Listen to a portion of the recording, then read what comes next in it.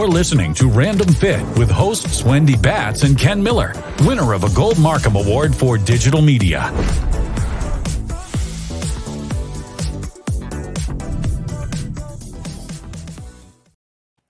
Welcome, everyone, and welcome to this week's episode of Random Fit with myself, Wendy Batts. I'm here with my friend and co-host, as always, Ken Miller. Ken, how are you? Doing awesome, Wendy. How you doing? I am great. All right. Well, this week's topic, Ken and I, a couple months ago, talked about the differences between tennis and pickleball. And then as Ken and I do, we always do different types of research and found out lately that one of the increasing injury reports is from the sport of pickleball. So that is what we're going to be talking about today, is how do you recover from pickleball injuries and hopefully provide you with ways to prevent them in the future. Yeah, I mean, it's really, interesting, the timing, Wendy, of it all. When you look at pickleball, again, Sports Illustrated called it the fastest growing sport in the country. But when Forbes magazine came out with an article June of 2023, this year, and talking about the increased costs for medical care due to injury. And when you look at it all, with the rising popularity of pickleball, and then if you look at who is actually playing pickleball, those that are the age 55 and older. And because of what's happened with the pandemic, a lot of people had put off having non-emergency surgeries, right? But now that things are safer, people are going back. Now they're electing to go back and take care of whatever the issues may be, foot, ankle, knee, hip. Now they're looking at, okay, well, what's contributing to this rise in people actually having these surgeries? Well, you have the active aging, right? They're getting out more, realizing that health is important. They want to do something fun, that's something vital, and get their health up, right? What better sport than something like pickleball? It's not tennis. You don't have to cover as much area. It's fun. It's social. But now things start to happen to where you're looking at a third of 22.3 million people that are playing pickleball. They have the financial means. So now they're getting all these surgeries to take care of the issues that are caused by the thing that trying to make them healthy anyway. So there was a little irony in reading this article from Forbes, but it just gives light to the fact that, okay, pickleball is a sport, no matter who's playing it, and all the physicality that is necessary needs to be addressed, right? You need to train everybody like an athlete when it comes to pickleball. Yeah. And I found, going through some of the research as well, from, just to kind of recap what we talked about before and why this is growing so rapidly, people are really enjoying it. And if you guys missed it before, but pickleball is basically tennis, but in a smaller court, harder paddle, harder, louder ball, and you don't have to cover as much court. So seniors are becoming more and more involved in this sport. And they were saying from 2020 to 2023, there was over 113.1% increase in popularity, especially in seniors playing this. And when Ken was showing me these different articles about injuries, they're saying that when you're looking at seniors, a third of these populations that now are coming in with injuries that are becoming more and more active is because of pickleball.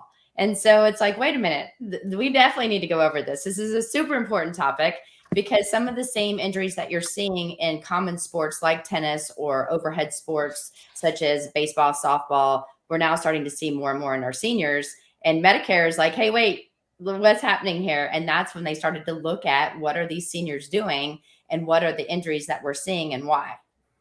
Yeah. So pickleball, as fun and, as enjoyable as it is, you can basically, come off the couch, do your thing, get your paddle, get your equipment, round up some friends, get on the court and play.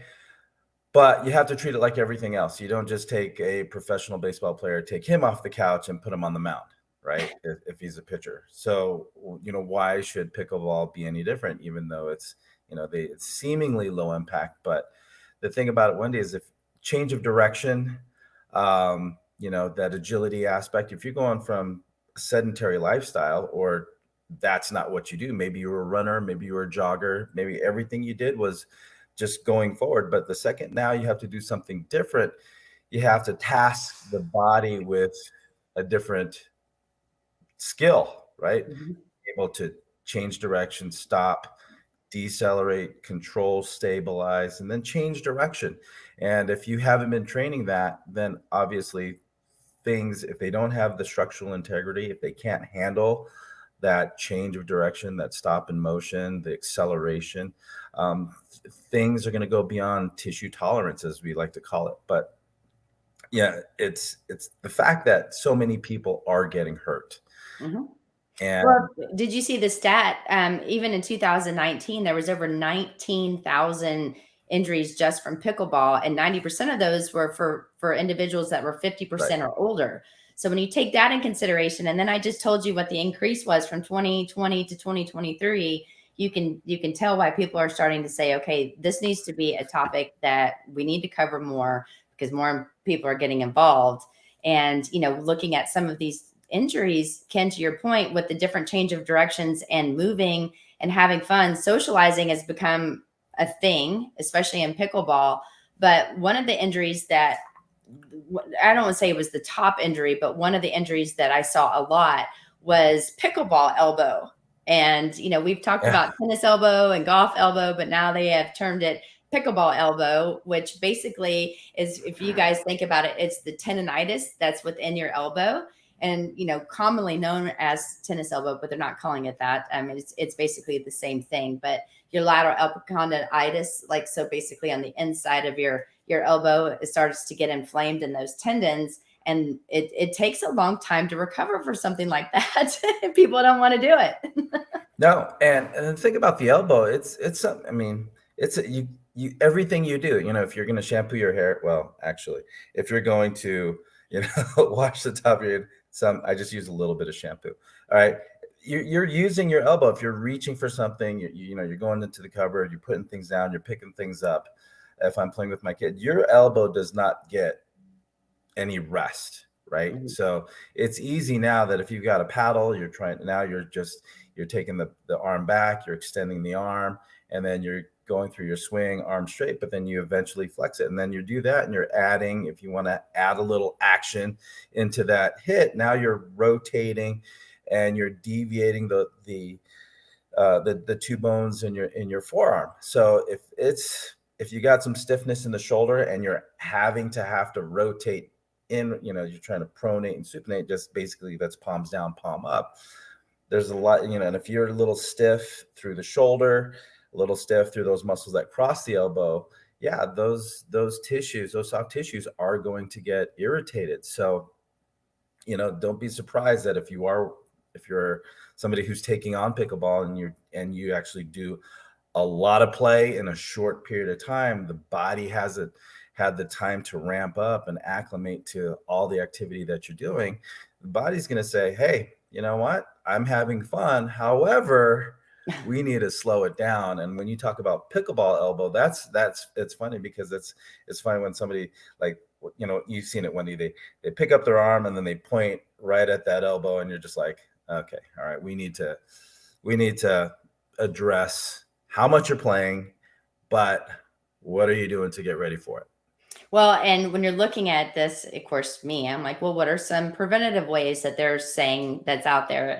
And the easiest solution and what they're telling people to do, oh, if you've got pickleball elbow, just get a lighter paddle. I'm like, oh, that's simple, but it is a little bit more detailed. But that's usually, it's a heavy paddle. You're not used to holding it. The grip is a little bit smaller, so you are oftentimes using muscles in a different way and then adding speed. So what I would tell you from a trainer standpoint would be to open up your chest. So really get a good chest stretch, maybe foam roll your lats, because the lats also, insert in the front of your shoulder, and then stretch out your wrist, whether you put it flat on a table and lean forward or against a wall.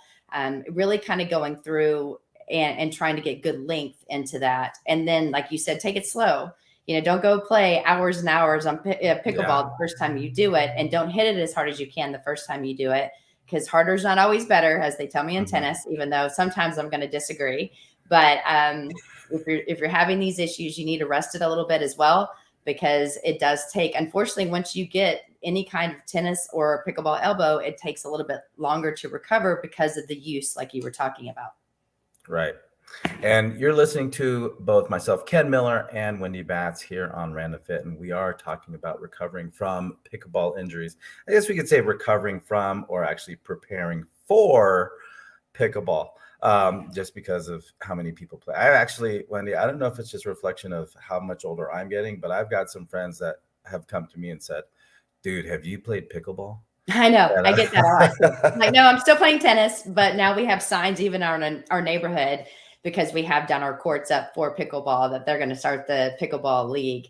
And, I mean, it is a growing sport. People love it. And for me, if it's getting people outdoors, it's getting them part of a team, socializing and getting people moving, it's definitely a win sport. But you also want to take, just as well as any sport, precautions. And so we talked about tennis or pickleball elbow.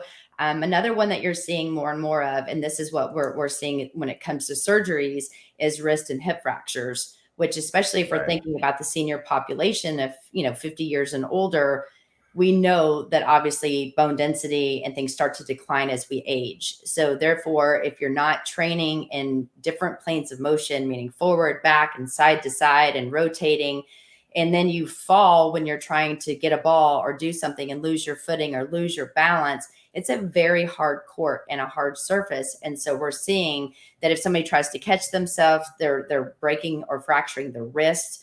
And again, then you're in a cast, you're going to be immobilized for a bit of time, depending on the break itself. And think Yeah. of what all you do with your hands, which is pretty much everything. And then, of course, the recovery from a hip fall or hip fracture, we've seen such a decline in people's health, and even mortality rates increased once you have broken a hip. So we definitely want to make sure that you go into outer hip strengthening, such as tube walking or band walking side to side, bridging, really trying to get the glutes to activate, and doing some opening of the front of the hip before you even start. All of that would be very, very important for you. Yep. And if you've got if you got the facility and you have the space, when you know what, Wendy, I've actually not started, but if I know that one of my clients is playing pickleball or they're picking it up, you know what, one of the things I'm having them do is it's actually teaching them how to fall, right? Mhm. There's fall prevention, but a lot of times if the fall is imminent, they have to know how to have their body interact with the ground. So a lot of times when you have those wrist injuries, it's them, they're trying to stop the fall. But if you've all have all that mass that's coming down on that little tiny joint that we call the wrist, sometimes, it's not sometimes, but it is actually better to take the wrist out of the picture, take it out of the equation, and actually teach them how to tuck and roll. So if in Stop, that drop, case, and roll. stop, drop, and roll, right? It's because it is, like you said, it's a hard surface. If you lose your balance, say you're shuffling to the left, and you trip on, you kind of roll onto the outside of your foot, you don't catch yourself. The natural instinct for a lot of people is to post that hand out and stop that fall from happening. Like, yeah, I'm just gonna put myself in a side plank, and I'm gonna, and I'm not, my body isn't gonna hit the ground. If anything, you have your rib cage, you have all that, you have your shoulders, you have your arms. That if you just tuck under, buckle at the hip and the knee, and just kind of cradle yourself to the ground. If you learn how to do it, and then you practice it, and again, doing it going to the left, doing it going to the right. Of course, when I do it, it's a graduated process, but getting people comfortable with being on the ground. If they're comfortable with being on the ground, they're going to be more comfortable learning how to get to the ground, right? Mhm. So the wrist and the hip thing, just because of the long term, or the magnitude of the effect of falling and having a hip break, it's like you said, the mortality goes up, when there is that situation of a hip break. So getting people to not just do SAQ, or what we call speed, agility, quickness, being able to change direction. That way you're going to increase your likelihood of a better sports performance, obviously, but also that the idea of falling is going to be less of a situation. It's never zero, right? But if you can control that factor, do it, add it into your workout program. And if you are older and listening to our podcast today, and we're talking about obviously pickleball injuries, do balance training. Balance training is so important in everyday activities. When you're walking, you're on one foot. You spend a majority on your day on one foot, especially if you're moving around. And, just little by little, I tell people when you're brushing your teeth, stand on one foot, be close to the counter. If you feel like you're losing your balance, try to think about keeping your abs in tight and standing up tall. And then, that you've got some security there. And after 30 seconds, switch to the other side. And hopefully you're brushing your teeth about 2 minutes. And so you're doing that twice. And, it's not taking anything out of your day. You're just adding on to something that you're already doing. And, so we talked about, obviously, the importance of strength training and what happens at the wrist and the hips. We also talked about, the elbow, but we can't also go up a little bit of the kinetic chain and think about the shoulder injury, rotator cuff injuries. And while you think of pickleball, instead of doing an overhead serve like you would in tennis, when you're serving in pickleball, you're actually serving underhand. So rotator cuff injuries don't happen as much. However, because of the overuse of the shoulders and people having the forward head and rounded shoulders, this is something also that can occur. So everything that I said about bringing the shoulders back and stretching through the pec and through the neck and really trying to strengthen the back and have good alignment in that shoulder capsule is going to be super important as well. Right. And again, you brought it up already, Wendy, with the latissimus dorsi, that basically we look at that as a back muscle, but because of how it inserts into the upper arm, that's going to be one major muscle that, if you can work on foam rolling before you leave your house, is what I usually tell my clients, because who's going to be on the side of a pickleball court and, getting on that foam roller court side. You ever do that, Wendy, before you warm up for tennis? I do it at home, and then but my tennis court is right, literally a minute away. So I don't roll on the court, but I would. I absolutely would, because I know I need the extensibility because I try to kill it. Remember that? Yeah. And this is one of those things that, once you have a rotator cuff injury, it's not something that just lingers, or just happens when you're on the court. And then when you step off the court, magically it goes away. A lot of times, when I'm working with somebody that has a shoulder injury and they are either tennis or pickleball, it's like, it bothers me when I play. And then, it'll be okay for the most part during the day. But if I'm trying to reach or lift, or if I'm trying to get my workout in, that same shoulder issue will, it'll affect me here too. So this is an important area of the body, because you have a lot of degrees of freedom, a lot of mobility. But again, as we've talked about in multiple podcasts, the more mobility you have, you sacrifice stability. So guess what we need to do is we need to work on stability, and that will, it might offset or decrease the chance of a rotator cuff injury. But again, if it's something that's lingering, go see a medical professional about it. Make sure it's not something major or something you just power through. But, there are some strategies that can be done to help improve the integrity of the shoulder capsule. But again, whenever the word injury is tagged onto any body part, go get it checked out, just to make sure. There's been plenty of times where it's, it's like, it's gotten better, but upon deeper research, if it hasn't resolved itself, then go ahead and get it checked out. Yeah. And then another fairly common one is the knee. And, those of y'all that have listened to Ken and I talk, we discussed the importance of having good range of motion in the ankle and at the hip, because the knee's stuck in the middle and it really kind of doesn't have a mind of its own. And basically the knee, if something is locked up at the ankle or the hip, the knee is going to take the hit oftentimes, if not the actual area itself.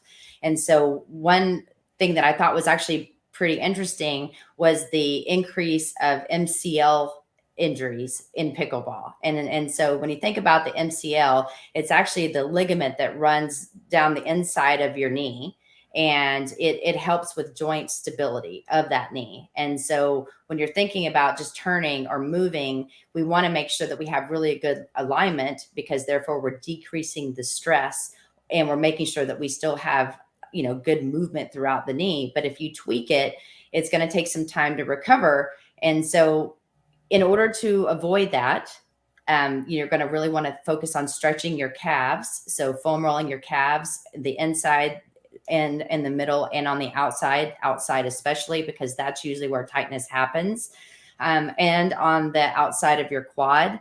But then also strengthening, making sure you have good strength on those, around those muscles that protect the knee.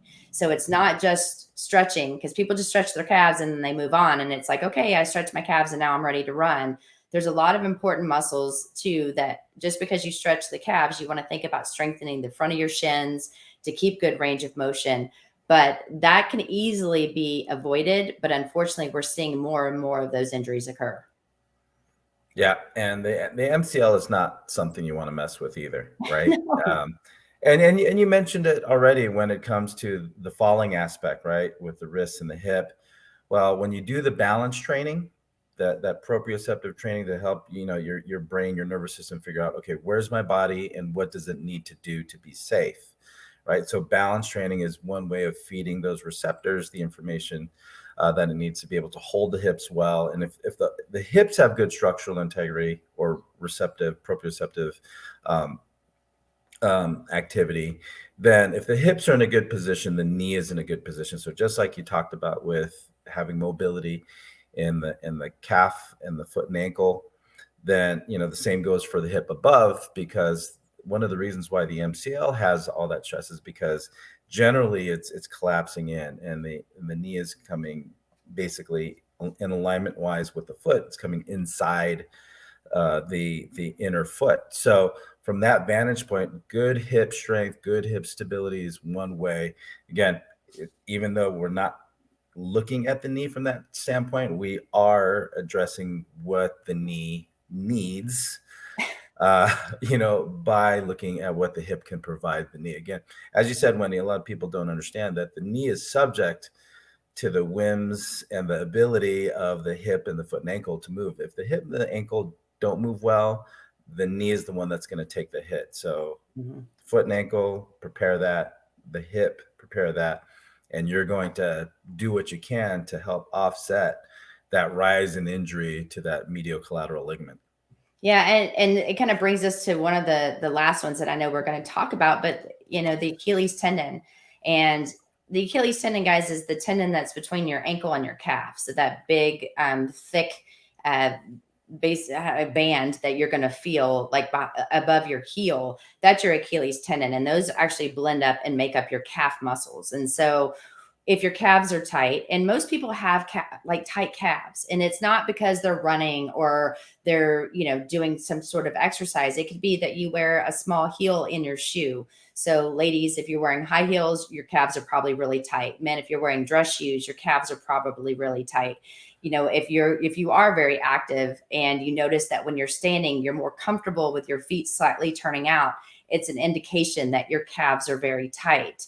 And what that does is that decreases the range of motion at your ankle. And so when you go and do something explosive, if you don't have proper range of motion, it's putting excess stress on that tendon with muscles that are basically really strong, that can easily cause that tendon to give. You'll hear people say, oh, I fully torn my Achilles tendon, which is terrible, because then the calf muscle rides up into the top of your knee. And you'll see that happen a lot sometimes in basketball, or you'll have a slight tear, and the recovery time is a long time, because you've got to think it's repairing a tendon. And then also too, so there's not a lot of blood flow into that area. So it takes a little longer for it to heal. And that's one you definitely don't want to mess with, but it's an easy way to, quote, warm it up, if you will. And when I say warm it up, we're not warming up necessarily the tendon, but we're getting the muscles in proper length. So therefore it's not pulling as much on that tendon, leading to some of these injuries.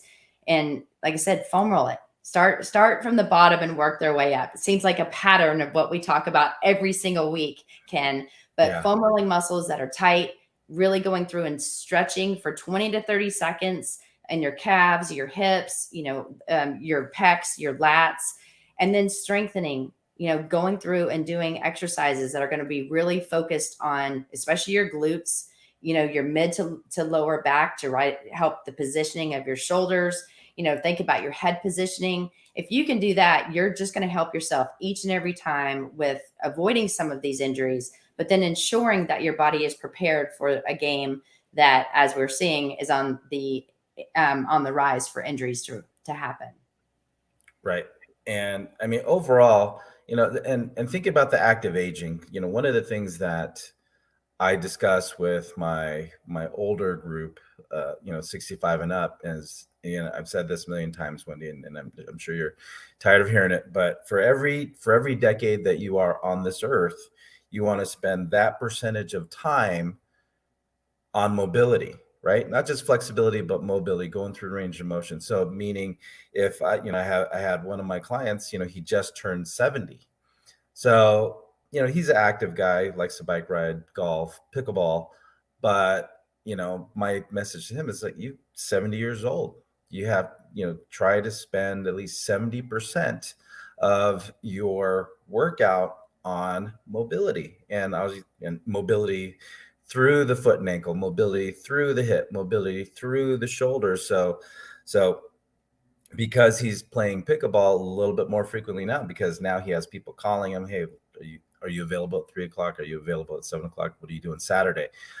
He's doing more and more. And with that volume, he's got to spend more and more time getting his body ready, not just before his workouts and what he does to prepare to be active, but his warm-up time, right? Just because of all the things that he has to address for him to feel the best he can on the court. So warming up has been, a very, very vital piece in getting ready for pickleball. And, the thing about it, Wendy, is like he leaves the court and he feels great. He had a good time.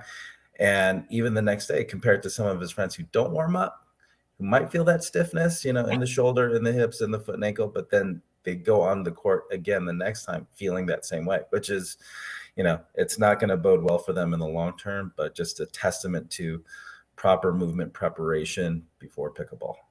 Yeah. Well, I'm excited I don't want to say I'm excited, because it's not like I'm excited to talk about injuries, but I was glad that we had just on a whim decided to do what is pickleball and what's the difference. And then now we're seeing, okay, obviously this is here to stay. And now we're seeing some injuries occurring that we know are preventable. Yeah. Hopefully we're getting inside your head. If you're playing pickleball, warm up properly. These are the common injuries you're going to see.